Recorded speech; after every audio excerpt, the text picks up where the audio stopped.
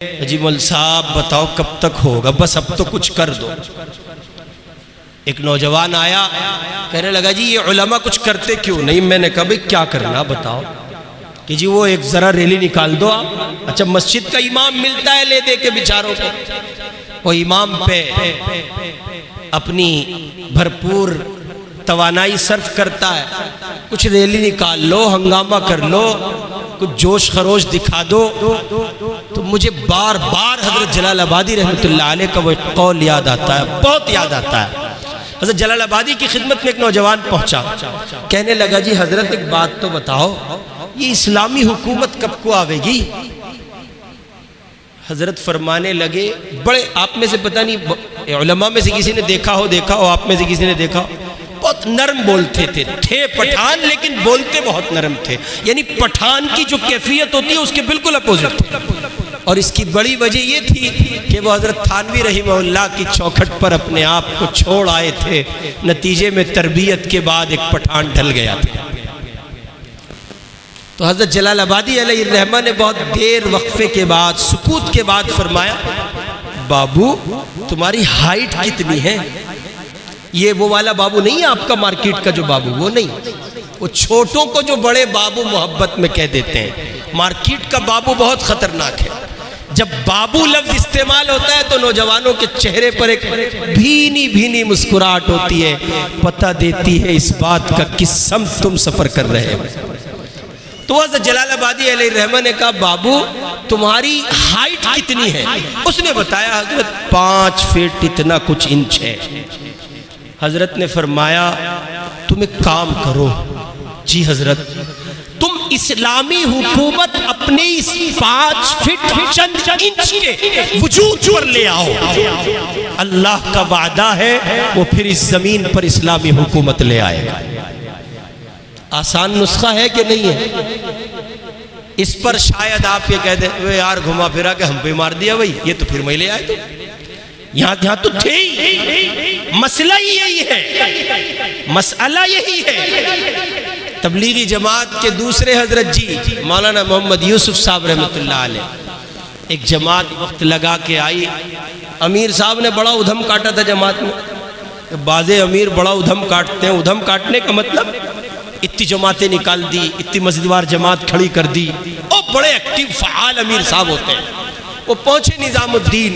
ये वो ज़माना है जब वापसी की, रवानगी की, कारगुजारी की सारी बातें हज़रत जी मौलाना यूसुफ साहब रहमतुल्लाह अलैह तन्हा फरमाते थे, कोई दूसरा नहीं होता था। आज तो बहुत सारे हज़रत जी हैं। वो शॉर्ट होती है ना वक्त के लिहाज से, तहरीक तरक्की करती हैं तो फिर हजरत जी भी होते चले जाते हैं। ये अलग बात है कि बड़े हजरत जी 2-4 ही होते हैं, लेकिन छोटे छोटे हजरत बहुत हो जाते हैं। उस जमाने में हजरत तने तन्हा थी, कोई नहीं था, तो उनको रवानगी की बात भी करनी, वापसी की बात भी करनी, कारगुजारी भी लेनी। जमात आई, हजरत ने फरमाया हाँ भाई इस जमात का जिम्मेदार कौन है। अमीर साहब बड़ा उधम काट के आए थे, चौड़े चकले होके खड़े हुए। कई बार 40 दिन में उन्होंने उड़द चावल बना के उधम काटा था हजरत, और कई बार उन्होंने कच्चे बासमती की बिरयानी बनाई थी। ये सब उधम काट मसाइल है।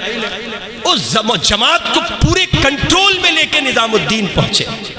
हजरत रहमतुल्लाह अलैह ने उनसे फरमाया आप ही हैं जिम्मेदार। जी हजरत मैं ही जिम्मेदार हूँ। सुनाओ क्या करके आए हो। अब वो तो बहुत करके आए थे अपने करने में।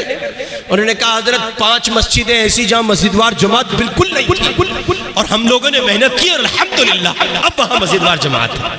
अच्छा इतनी जमातें 3 दिन के निकाली, इतनी जमातें चिल्ले के निकाली। हजरत सुनते रहे। इल्मो अमल का पहाड़ था यूसुफ कांधलवी।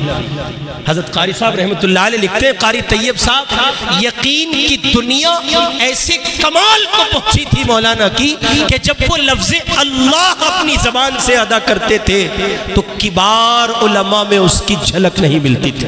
इतना बड़ा सुनते रहे। फिर फरमाया अच्छा अमीर साहब आपने क्या किया है। ये तो जमात की कारगुजारी होगी।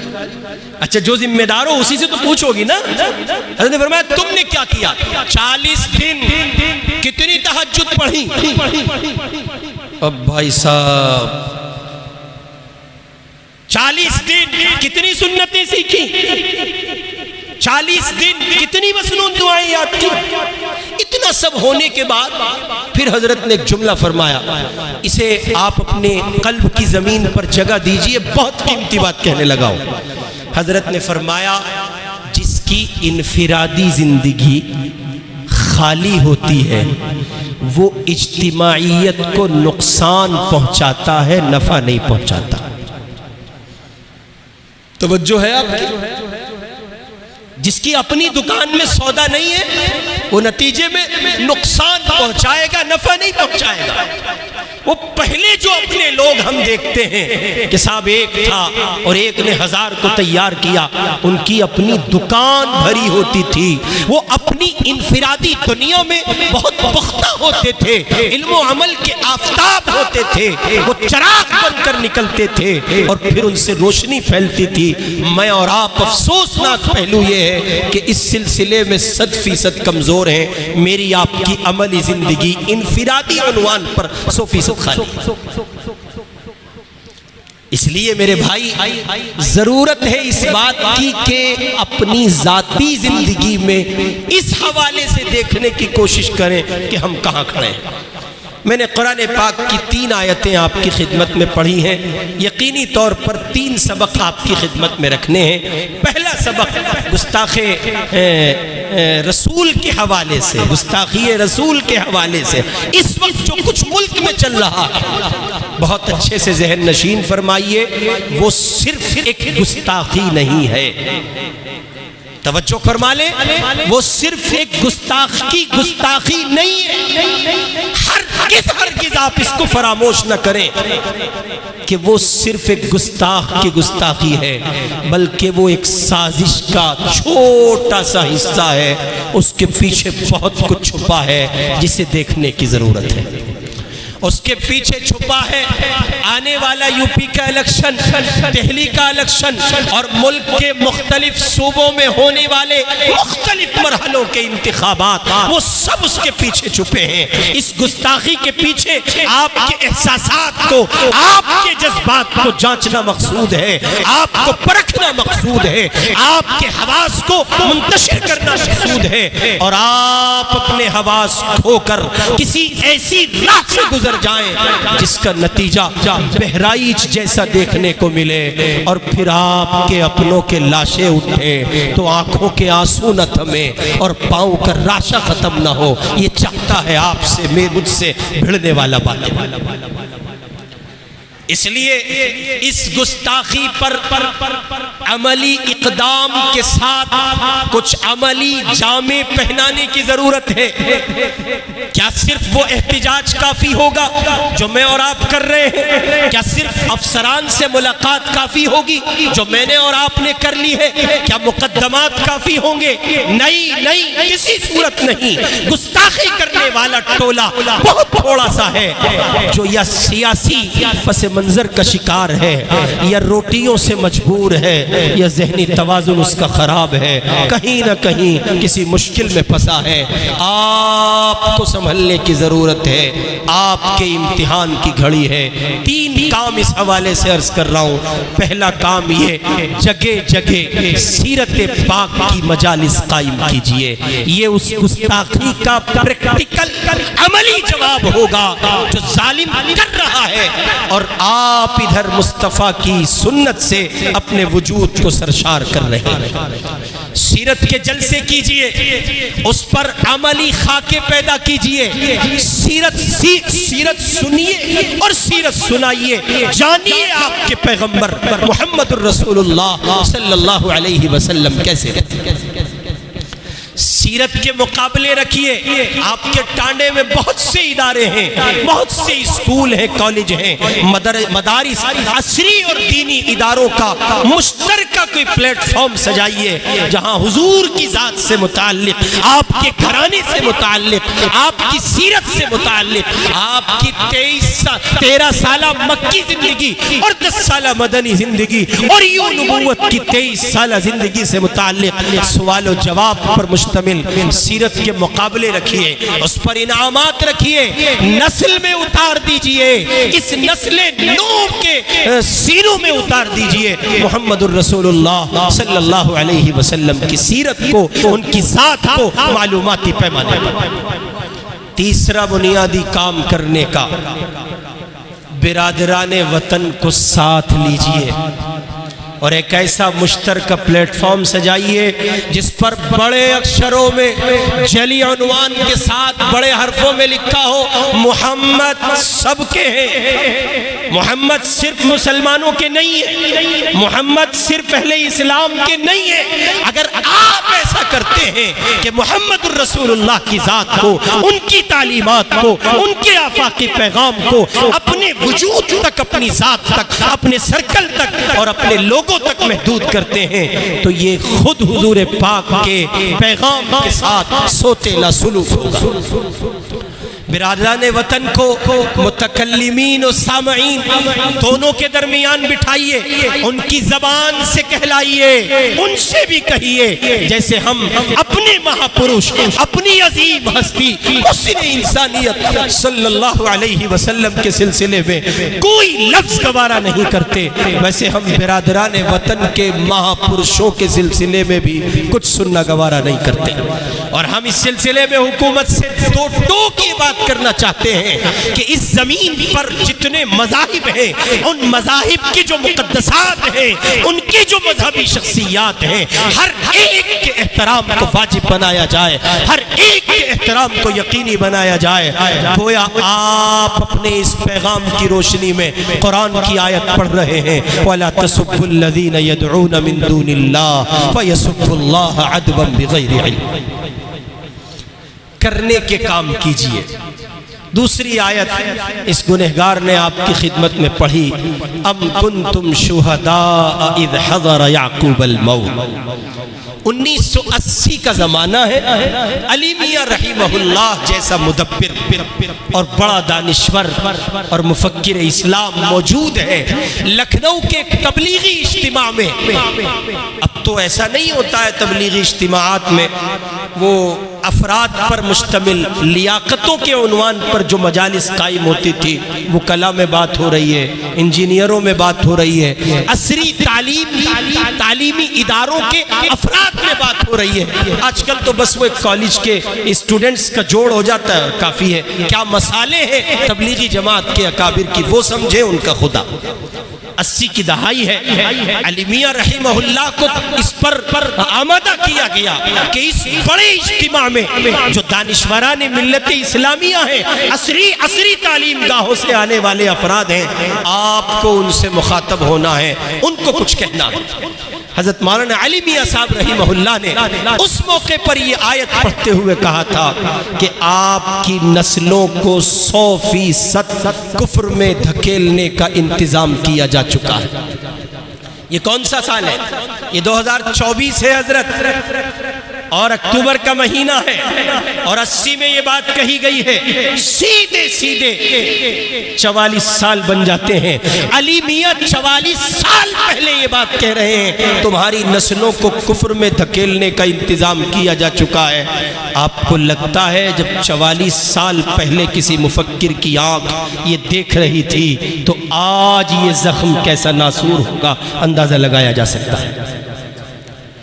इसलिए फिर पढ़िए उस सबक को जो एक ऐसे घराने में पढ़ा गया जहां अक्ल, फिक्र, शऊर, तदब्बुर, आगाही किसी सूरत कबूल नहीं करती कि याकूब अलैहिस्सलाम के घर में यह सबक पढ़ा जाना चाहिए था। याकूब इस सबक के दाई होते, याकूब की ज़बान ये बात कहती, कतई नहीं, किसी सूरत नहीं। इसलिए कि याकूब भी नबी हैं, उनकी औलादों में नबी हैं, उनके अजदाद में नबी हैं, नबूवत का घराना है, ये खानवादाए नबूवत है, ये काशाना नबूवत है। यहाँ एक नहीं, दो नहीं, तीन नहीं, चार नबी हुए हैं, यके बाद दीगरे हुए हैं। यहाँ तसव्वुर नहीं किया जा सकता शिर्क का, कुफ्र का, ज़लालत का। यहाँ तौहीद के असबाब न सिर्फ ये कि अपने पढ़ते हैं, वो दूसरों के लिए राह हिदायत का सबब बनते हैं, मिसाले राह बनते हैं, लेकर आते हैं। उनकी वजह से अल्लाह तबकात को हिदायत अता करता है, उनका वजूद बरकती है, वो सरापर रहमत बन के आए हैं, परवरदिगार के भेजे हुए खास बंदे हैं। जी हाँ, उस मुकद्दस घर का एक फर्द है जिसका नाम याकूब है।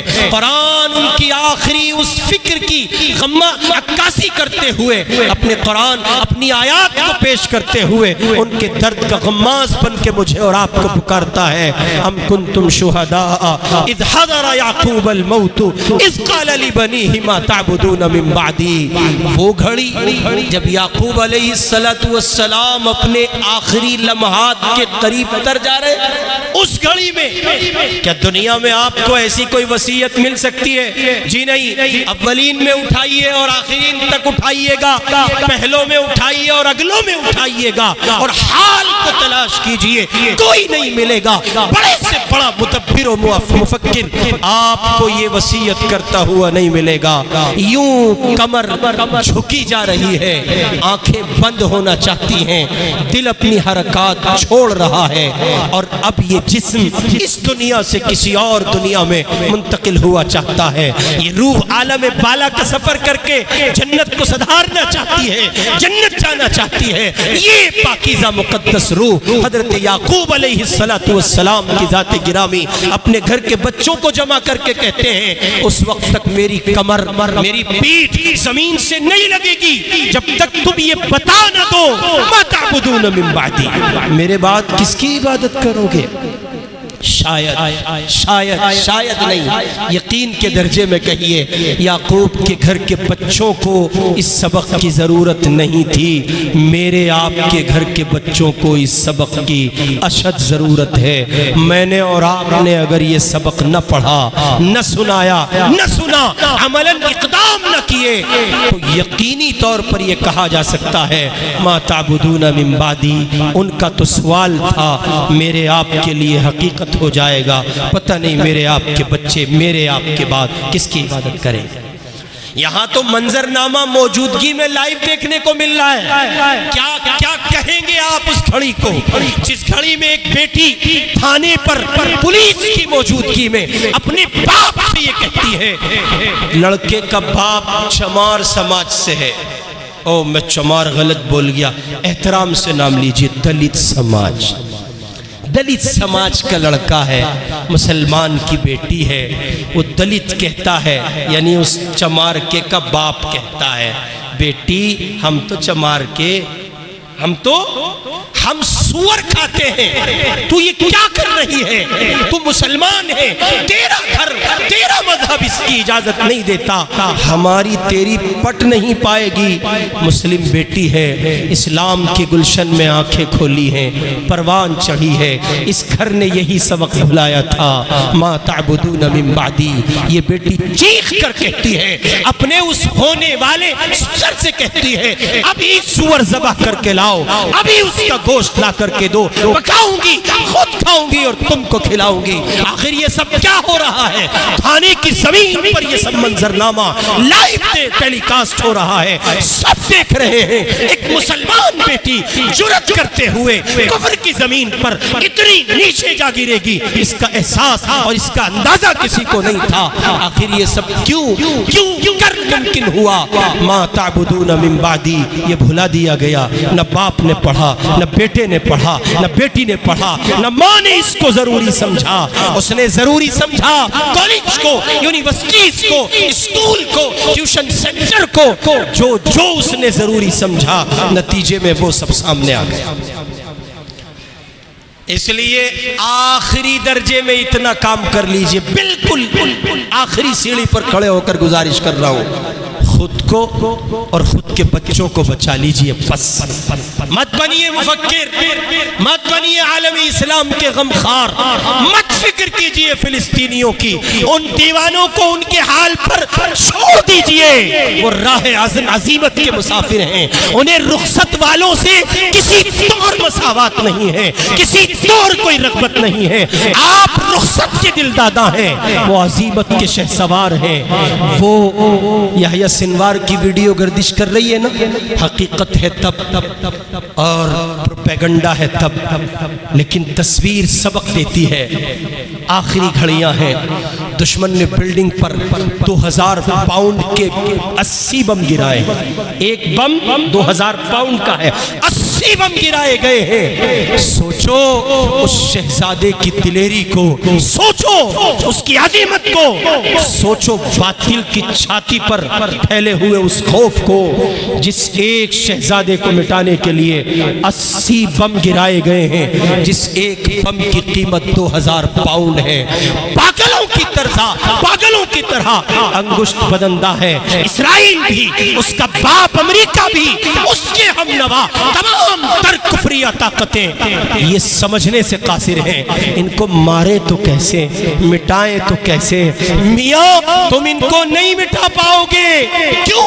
इसलिए नहीं मिटा पाओगे, ये जीने के लिए नहीं जीते, ये मरने के लिए जीते हैं, और जिसे मरना नहीं आता उसे जीना नहीं आता। वो बिल्कुल आखिरी घड़ी है, उनका जिस्म लहूलुहान है और वहां गालिबन एक कोई डंडी पड़ी है। तो आखिरी दर्जे में मैं सिर्फ उस एक्टिविटी को नकल कर रहा हूं जो वीडियो का हिस्सा है। अगर वो सच है तो पैगाम दे रहा है यहया सिनवार के आखिरी लम्हात तक भी इस्लाम के शहजादों को इस्लाम से समझौता नहीं करना चाहिए। ये जबी, ये पेशानी सिर्फ एक जात के सामने बेनियाज होकर झुकती है, उसके सिवा नहीं झुकती। तख्तेदार क्यों ना हो या जिंदगी का मामला उस्तवार क्यों ना हो। इसलिए मेरे भाई इस सबक को पढ़िए। आपकी बस्ती में इस सबक का पढ़ना, इसका प्रैक्टिकल करना बहुत आसान है। बहुत सारे मदरसे हैं, उलमा हैं, मकातिब हैं, अहलुल्लाह की फरमार है, दीनी माहौल है। हर चार जानिब एक खुशनुमा मंजर, खुशगवार माहौल के साथ मुझे और आपको देखने को मिलता है। ये जामिया अब्दुल्ला इब्न मसऊद है, ये जामिया रौज़तुल उलूम है, वो रहमानिया है, और वो कहिए कि कई एक बड़े मदरसे हजारों तालिबान उलूम नबूवत को अपने अंदर समाये हुए हैं, और उनकी दिन और रात की कहिए कि तवज्जुहात और तालीमात रसूल पर अमल पैरा रहने की वजह से जो बरक़ात, जो खुशनुमा घड़ियाँ आपको हासिल हैं, जो बेहतरीन घड़ियाँ और साआत आपको मुयस्सर हैं, वो दूसरे खित्तों को नहीं है। इसलिए मस्जिद दर मस्जिद मकातिब को जिंदा कीजिए, मकतब को मुनज़्ज़म कीजिए, और अपनी नस्ल नो पर ईमान के इतने रंग को चढ़ाना जरूरी समझिए कि हजार कुफ्र की ताकत के वो ईमान का रंग किसी सूरत फीका न पड़ने पाए। ये मेरी आपकी जिम्मेदारी है, और ये इस गुनहगार ने जो रखा है पहलू, उसका दूसरा सबक। तीसरी और आखिरी बात, मा आताकुमुर रसूल फखुज़ूहु व मा नहाकुम अन्हु फंतहू। इन दो पहलुओं पर अमल के लिए ज़रूरी है कि मैं और आप उसे ले लें जो मोहम्मदुर रसूलुल्लाह ने दिया है, उसे छोड़ दें जिससे मोहम्मदुर रसूलुल्लाह ने मना किया है। इसका सीधा सा पहलू, मारूफात पर आ जाएं, मुनकरात से खुद को बचा लें। एक एक गुनाह का काउंट करके, शुमार करके, टारगेट करके अपनी जिंदगी से चुन के खात्मा कीजिए। और बराह रास्त गुजारिश करूंगा अपने नौजवान दोस्तों से कि आप बदलिए, खुद को संभालिए, और खवातीन से अर्ज गुजार हूं, आपकी कोख, आपकी गोद, आपका वजूद और आपके जेर साया चलने वाला पहला मदरसा तय करता है मुआशरे को बाप कैसा मिलेगा, तय करता है मुआशरे को भाई कैसा मिलेगा, तय करता है मुआशरे को बेटा कैसा मिलेगा, तय करता है मुआशरे को शौहर कैसा मिलेगा। अगर आपकी गोद, आपकी कोख और आपके जेर साया चलने वाला वो पहला मदरसा जिसे माँ की तरबियत का गहवारा कहा जाता है, अगर उसमें कजी रह गई, कमजोरी रह गई, फिर हजार इस्लाह मुआशरा के जलसे हो, हजार कोशिशें हो, वो चराग न जल सकेगा जिसकी उम्मीद मैं और आप लगाए फिर रहे हैं। इसलिए बुनियादी तौर पर गुनाहों का खात्मा कीजिए, बितफसील उस पर रोशनी डाली है हमारे आपके मोहतरम महबूब आलिम दीन। मेरे लिए भी वो इंतहाई पसंदीदा आलिम दीन है, मैं उनको सुनता भी हूँ और आपको तो ये घड़ी मुयस्सर है कि वो आपके दरमियान बहैसियत इमाम आली मकाम मौजूद है। तो हम आपसे गुजारिश करेंगे भरपूर इस्तिफादा कीजिए और जो कुछ बुराइयां और कजियां उन्होंने बयान की हैं उन सबको अपनी जिंदगी से खुरच के साफ कीजिए। पाई जाती है तो अपने काम पर लग जाइए, मेहनत कीजिए, और अगर नहीं पाई जाती तो आपकी अजमत रफ्ता को सलाम, फिर आप उन लोगों में ज़रूर शामिल होंगे जो राह अजीमत के मुसाफिर हैं। ये कुछ गैर मुरत्तब सी बातें 3 मुख्तलिफ अनावीन के तहत इस गुनहगार ने आपकी खिदमत में रखी है।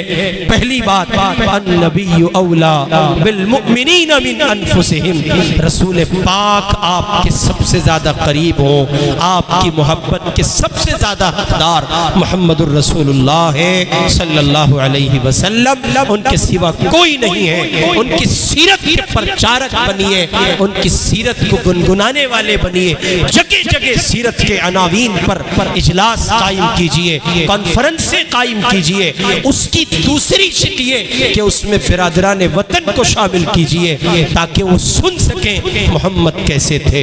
उसकी तीसरी शिक ये कि बच्चों में सीरत कोई सीरत के मुकाबले मुसाबकात की शक्ल में कीजिए, बड़े इनामात रखिए।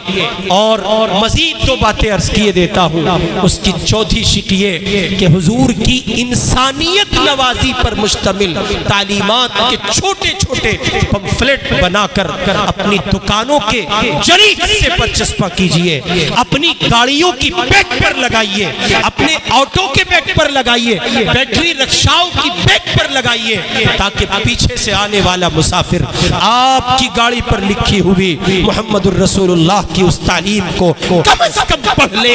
ये नहीं हो सकता मोहम्मद का रहमत वाला पैगाम उसकी आंखों का हिस्सा हो और वो मोहम्मद की रहमत से महरूम हो जाए सल्लल्लाहु अलैहि वसल्लम।